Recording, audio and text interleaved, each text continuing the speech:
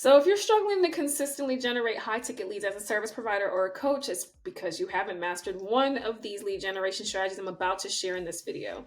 Now, these strategies have helped me to generate qualified leads and sell to them despite my discomfort with sales, even though I'm selling things that are $2,000 to $10,000. So, in this video, I'm going to give you the 4 lead generation strategies that every high ticket coach or service provider needs to master to consistently generate aligned, qualified leads who are willing and able to pay the high ticket or premium cost that it is to work with you.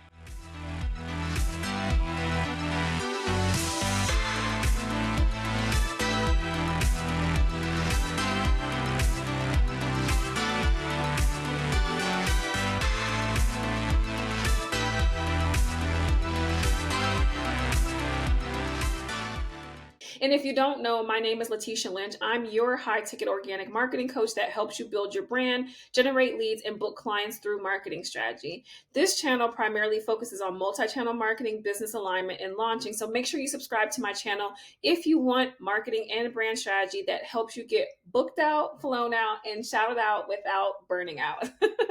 Okay, now there are only 4 lead generation strategies that you need to master as a high ticket coach or service provider in order to book high ticket or premium clients. Each one is definitely necessary if you want a lasting brand, a constant flow of leads to sell to, and you know you aren't trying to kill yourself to make this money on the internet. The first is learning to be a good storyteller. This is a big one because high ticket purchases aren't logical.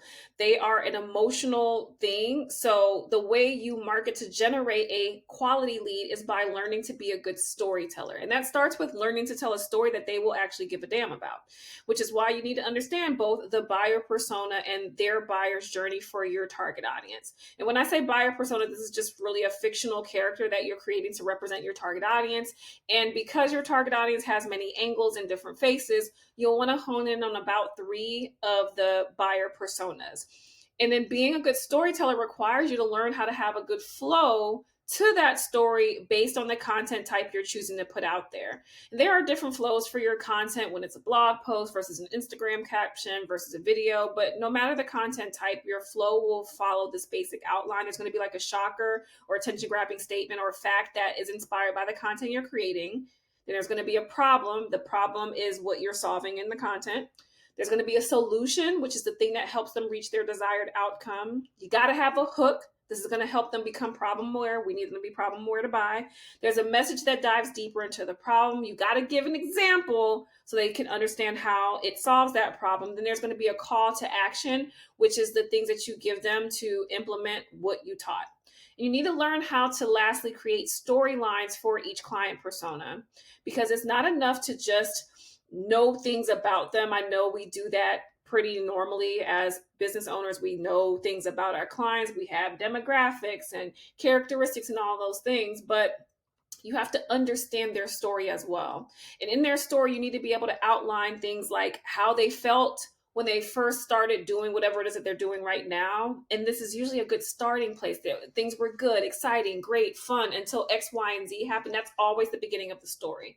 When you're telling these little stories, you got to remember that you're trying to relate to the person in their situation. And you can't just start off with, you have a problem, you're miserable right now, and this is why you need my help. You need to start off by reminding them that at some point things were good and they were doing just fine, but something has changed, which is when we get to the turning point that made them feel unhappy or unfulfilled.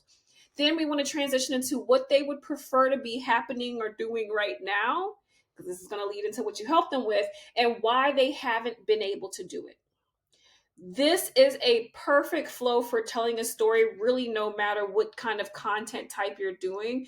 But if you can follow this basic outline, you'll be fine with creating these stories. Now, the second strategy that you need to understand is marketing on multiple channels.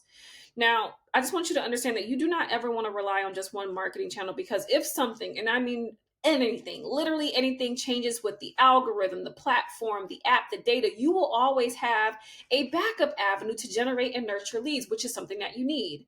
don't just market on multiple channels in the same category. That's the next thing you need to understand about multiple marketing channels, is that they shouldn't all be social media channels, but they should be from 3 different channel categories. And when I say this, and the reason I'm sharing this is because I'll have someone and I'll be like, yo, you need to, you need to market on different marketing channels. And they'll be like, oh yeah, I have LinkedIn and Instagram. Well, those are both social media channels. So you're relying on social media, and that's assuming that every person in your target audience not only uses social media, but also spends time looking for help on those channels, which is not always the case. The 3 marketing channel categories you need to focus on are SEO, social media, and owned channels. SEO channels are things like your blog, YouTube, Pinterest. Those are SEO or search engine optimization based marketing channels. Then there's social media channels. That would be, LinkedIn, Instagram, Facebook, Twitter. And then there are owned channels. You own anything that's on your website, you own your email list, and you own your podcast. I talk more about these 3 categories of marketing channels in the video linked here and in the description, so make sure you check that out. You also want to choose the right marketing channel mix that aligns with your marketing style so that you can commit to and stick with it, because that's the biggest issue with marketing, is that a lot of times we understand as business owners that we need to be doing marketing, but you kind of dive into some marketing strategy you learn from somebody like me on the internet, but then things happen, life happens, you get busy, and then you stop showing up. And then therein lies the problem, that because you're inconsistent, that channel isn't working as well as you need it to, which is a problem. If you aren't the type of person, for example, who likes writing, then you don't want to commit to a channel like a blog as your SEO channel, because that's all about writing. The biggest mistake that I think entrepreneurs make is committing to marketing channels because that's where they see other people marketing. I have a free workshop that helps you discover your marketing style and also gives you a marketing strategy that works for that style. I'll make sure I add it at the end, and I'll share more on it at the end. And this is also why in my membership, Revolutionary Society, each quarter, we not only cover a different marketing channel, but also a different marketing channel category. So for social media, we've already covered things like LinkedIn and TikTok. But then for owned channels, we've already covered email and podcasts. And for SEO, we already covered blogging and Pinterest. We just scratched the surface of all these channels for the first go round, but I just know it's important for business owners to diversify their marketing channels and their categories. Okay. The third strategy is you always need to find a way to collect an email address. Look, if you want to generate leads, you need to get them off of social media channels. You need a way to connect with them outside of that one event you met them at, or just to get them from a casual website visitor to someone that you can communicate with on a regular basis. And the way to do that is by collecting their email address. And yes, email is an owned channel. So no matter which email service provider you decide to use to market to them, personally, my favorite is ActiveCampaign right now, you will always own that email list and have permission to contact those people until they unsubscribe. Now, there are 2 ways to collect an email address to generate leads. One is with a lead magnet and one is with a newsletter.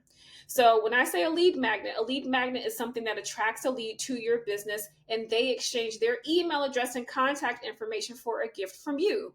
Whereas a newsletter is just a weekly, monthly, or quarterly publication that you send via email that can be things like news, tips, a collection of your content, personal stories, or a combination of all of them that you share with people who subscribe to it. Again, this is something that I covered email for lead generation and Revolutionary Society membership back in October of last year.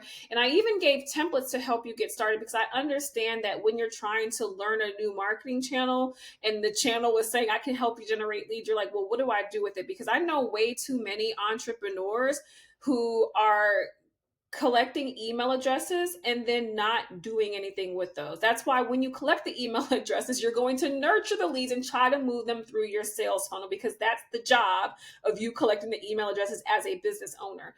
I know too many business owners that say, oh yeah, I have a pretty decent email list, but I never really say anything to them. And when they do, it's usually for sales, which is very annoying for your email list. If the only time you ever send me a damn email is when you're trying to sell something to me, it's like, why am I even here? The fourth and final strategy that I want you to understand and master is that you should create content using your voice, whether that's audio or video. Generating quality leads when you're a busy entrepreneur who isn't always comfortable selling is easier when you create content that uses your voice, whether that's via audio or video. And why I say that is because if you're uncomfortable with sales, it's going to help people to build trust with you a lot faster. And yes, I know that pictures and graphics are really the lazy man's content strategy when they don't want to talk or to be seen. Like they want to be seen, but not like seen. But when you're selling 3K, 5K, 10K, 20K offers, they need to know who they're getting into bed with metaphorically. And just understand that your voice is the easiest way to connect with you on that emotional level. And remember earlier, I said that high ticket and premium sales, especially, is an emotional decision. Think about buying a house. When you buy a house, you're not just going and dropping 150K, 300K, 500K, a million on some place that you just know how many bedrooms and bathrooms it has, because that's a logical choice. No, it's an emotional choice to buy something like that, because now I need to drive by the neighborhood and see how close the grocery store is. I want to know what the score is for the schools in the area, because I'm thinking of having children in the next couple of years. And I want to make sure it's a school district. Not the cat shaking. I want to make sure that I like how my neighbors look or how safe the neighborhood is at night. I want to see how many things are in the area that I might want to go to. Those are all emotional based choices. I want to see which room might be the room that's the nursery for my future child. I want to see which room might be my office. I want to see if I can see picture myself cooking in that kitchen. Emotional decisions with a high ticket purchase.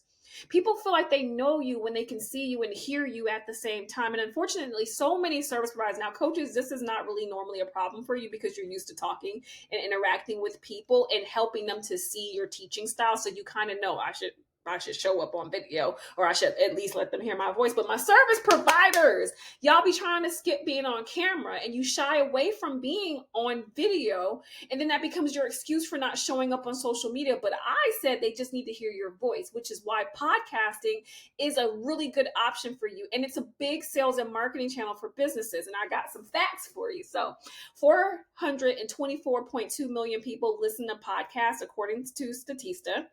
56% of podcast listeners actually consider purchasing after hearing a podcast ad more than any other media, according to Edison Research, and 76% actually convert after hearing sponsored content, according to National Public Media. This is why we just covered podcasting for lead generation in Revolutionary Society membership, and I even shared a video on here on my YouTube, which is linked here and in the description, on how podcast marketing strategies that drive conversions and boost sales with your podcast. I did that because I need people to understand. And one of the tips that I shared is creating your own ads and not trying to get sponsored ads, but leveraging ads within your podcast for your own business to generate business and sales for your company. And then lastly, with all the competition in the online space, let alone in your industry, one of the few things that will help you stand out is your personality. And after all, you are the service provider or coach, so they know they have to work directly with you. So when you avoid showing up or even just having them hear your voice, you are leaving it up to their imagination to assume what it might be like to work with you. And here your competitor is out in the streets showing up on video and letting people connect with their personality, and that's why they're getting the sales. People are also just looking for connection, especially since the big C of 2020. I ain't gonna say the word. So by leveraging your voice, you'll be able to pre-record your connection with people and then use it over and over again, which is a win-win. It also allows people to understand the tone and context better than with the written word. Okay. I just word vomited all over you. I shared the 4 high-ticket lead generation strategies to help you grow your online service or coaching business. As promised, I do have a free workshop for you to help you with strategy number 2, so that you not only find your marketing style, but it also gives you options for SEO, social media, and owned channels to leverage for that particular style. And also a strategy to make those channels work for you in your business. The workshop is called Lead Overflow. It is free and it is on demand, meaning you can watch it right away and dive into it. The link is in the description, or you can just go to leadoverflowworkshop.com. In the meantime, before we go, make sure you subscribe to my channel, because I do help high ticket service providers and coaches build their brand, generate leads, and book clients through marketing strategy. And you're not going to want to miss the next one that I share. And real quick, I'm curious which one of these 4 strategies you're going to work on first.